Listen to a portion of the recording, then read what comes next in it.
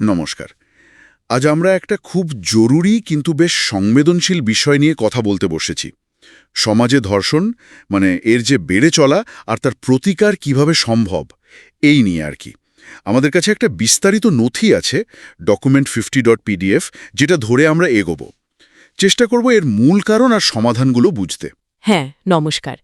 দেখুন, এই নথিটা কিন্তু শুরুতেই কয়েকটা বেশ গুরুত্বপূর্ণ কারণের দিকে আঙুল তুলেছে, যা আমাদের ভাবায়। যেমন ধরুন, নারীর প্রতি সমাজের যে একটা অবমাননাকর দৃষ্টিভঙ্গি। তারপর ধরুন, সঠিক যৌন শিক্ষার অভাব, সম্মতি কি, ব্যক্তিগত পরিসর কাকে বলে, এই ধারণাগুলোই তো পরিষ্কার না অনেকের কাছে। ঠিক। আর বিচার ব্যবস্থার দীর্ঘসূত্রিতা, এটাও তো একটা কারণ। অবশ্যই।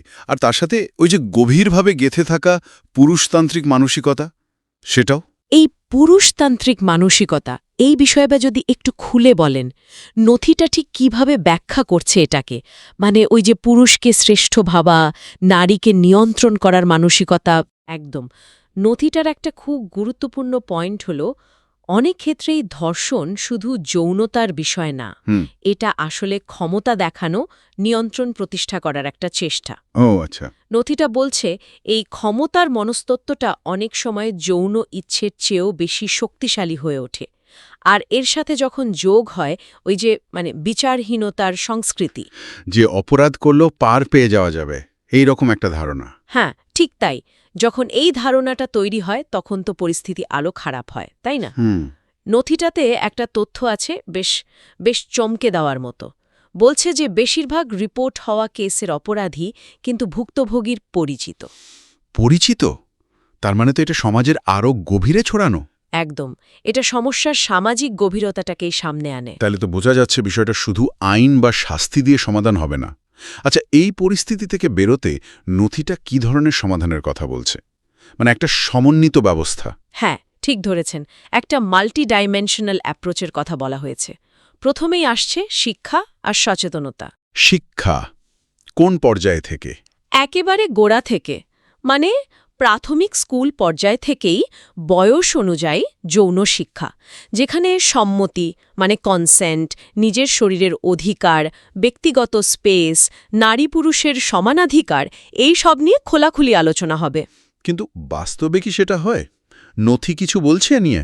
নথিটার একটা সমীক্ষা বলছে, খুব কম স্কুলে, ধরুন মাত্র 20% স্কুলে এই ধরনের কার্যকর ব্যবস্থা আছে। পাশাপাশি পরিবারেও একটা বড় ভূমিকা আছে। ছেলেদের ছোট থেকে নারীর প্রতি শ্রদ্ধাশীল হতে শেখানো। আর স্কুল কলেজে আলোচনা, সচেতনতা বাড়ানো। হ্যাঁ, এগুলোও জরুরি। শিক্ষার পাশাপাশি আইন আর বিচার ব্যবস্থার কথাও তো এসেছে নিশ্চয়ই। দ্রুত বিচার বা শাস্তির ব্যাপারে কোনো নির্দিষ্ট প্রস্তাব? অবশ্যই আছে। দ্রুত বিচার নিশ্চিত করার ওপর খুব জোর দেয়া হয়েছে। যেমন প্রস্তাব করা হয়েছে বিশেষ ফাস্ট ট্র্যাক কোর্ট তৈরি করার, যাতে 6 মাসের মধ্যে ধর্ষণের মামলার রায় দেয়া যায়। 6 মাস? এটা তো খুব জরুরি। তা তো বটেই। আর একটা জরুরি দিক হল পুলিশ বা বিচার ব্যবস্থা, এদেরও আরও জেন্ডার সেন্সিটিভ হতে হবে, যাতে ভুক্তভোগী আবার হিংসার শিকার না হন, তাই তো? একদম। অভিযোগ জানাতে গিয়ে বা শুনানির সময় যেন তারা অসম্মানিত বা আরও মানসিকভাবে আঘাত না পান, সেই পরিবেশটা দরকার।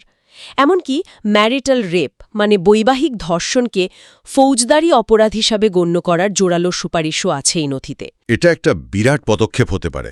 আচ্ছা, আর যারা এই ভয়ানক অভিজ্ঞতার মধ্যে দিয়ে গেছেন, তাদের সহায়তার জন্য কি বলা হয়েছে? এটা তো খুব খুব গুরুত্বপূর্ণ। খুবই গুরুত্বপূর্ণ। নথিটা একটা ওয়ান স্টপ ক্রাইসিস সেন্টারের কথা বলছে। একটা জায়গা যেখানে ভুক্তভোগী সব রকম সাহায্য পাবেন, আইনি পরামর্শ, চিকিৎসা, মানসিক কাউন্সেলিং, দরকার হলে নিরাপদ আশ্রয়, সব একসাথে। আচ্ছা। কিন্তু তার চেয়েও বেশি জোর দেওয়া হয়েছে সমাজের মানসিকতা বদলানোর ওপর। ওই যে ভিকটিম ব্লেমিং, ভুক্তভোগীকেই দোষ দেওয়ার প্রবণতা। হ্যাঁ, এটা তো সাংঘাতিক ব্যাপার। এইগুলো নিশ্চিত করা। নথিটা বলছে, এটা শুধু ভুক্তভোগীর একার লড়াই নয়, তাকে স্বাভাবিক জীবনে ফেরানোটা সমাজের দায়িত্ব। এর বাইরে টেকনোলজি বা অন্য কিছু সামাজিক কারণের কথাও কি এসেছে? অল্প করে হলেও। হ্যাঁ, এসেছে।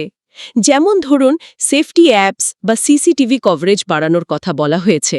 আবার বেকারত্ব কমানো, মাদক নিয়ন্ত্রণ এ বিষয়গুলোও অ্যাড্রেস করার কথা বলা হয়েছে, কারণ এগুলোও তো পরোক্ষভাবে অপরাধ বাড়ায়। বোঝা গেল। তাহলে সব মিলিয়ে মূল কথাটা হলো ধর্ষণ শুধু একটা আইন শৃঙ্খলার সমস্যা নয়। না, একেবারেই নয়। এটা একটা গভীর সামাজিক, নৈতিক আর মনস্তাত্ত্বিক সমস্যা।